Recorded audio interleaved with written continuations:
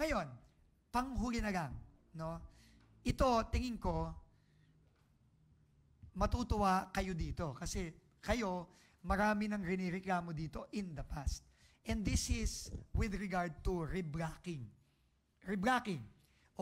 I-explain ko anong reblocking kasi ito talaga, kinakagalit to ng lahat ng mga kababayan natin at naririnig ko na to, elementary pa lang ako. Okay? Simula pa lang na nagkaroon ako ng isip, naririnig ko na to. At sinasabi ng mga kababayan natin, bakit ba merong mga kalye na maayos naman na tinitibag, sinisira, tapos gagawin ulit? Hindi ba? Di ba usong-uso yan? All over the country yan. At ang dami ko nakikita dyan sa mga kababayan natin. No? Kahit tayo, lumaki tayo.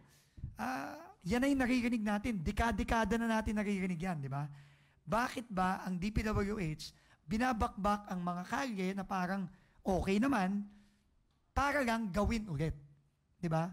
Well, siguro, sa maraming pagkakataon, alam na natin kung bakit. Di ba? Okay. Kasi, pinagkakakitaan lang yun. Pinagkakakitaan yung pagsisira, pinagkakakitaan din yung paggagawa ulit. Correct? Okay. So, effectively now, I will be suspending all reblocking activities. No? Pinapasuspend ko and gagawa ako ng bagong department order on reblocking. Kasi tinanong ko yan dito. In-explain sa akin, sir, kasi meron iba, kailangan talagang i-reblock. Kasi sira na. So, okay, fine.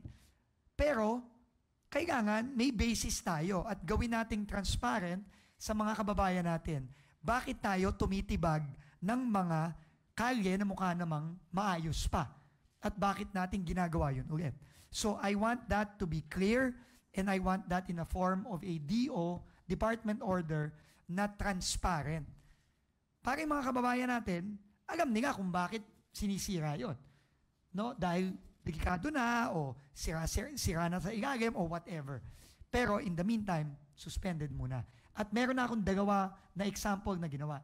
Si Visor, ito, sa Bukawi, Bulacan to, ayan. Tingnan nyo yung kalye. May problema ba yan sa tingin ninyo? Tingnan nyo.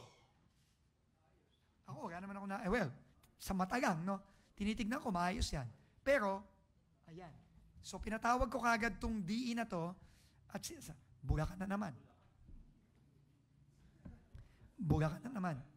Anyway, pinatigil ko na yan. And, ito din, nag-report sa akin si Mayor Myla Ting. Nagpapasalamat ako kay Mayor Ting. By the way, nagpapasalamat din ako sa mga kaibigan natin sa Visor. Salamat na hindi nyo pa rin kami nakakalimutan kahit wala na tayo sa DOTR at nagre-reklamo pa rin kayo hanggang ngayon. Tuloy-tuloy nyo lang yung reklamo ninyo at nakakatulong yan sa mga kababayan natin. So, isa naman, si Mayor Myla Ting ng Tugigaraw, ayan na naman. May pinakita siya sa atin na ayan, sinisira na naman. Sinisimulan na. Sabi niya, sir, sinisimulan na naman, sinisira na naman yung kalye, okay pa naman yan.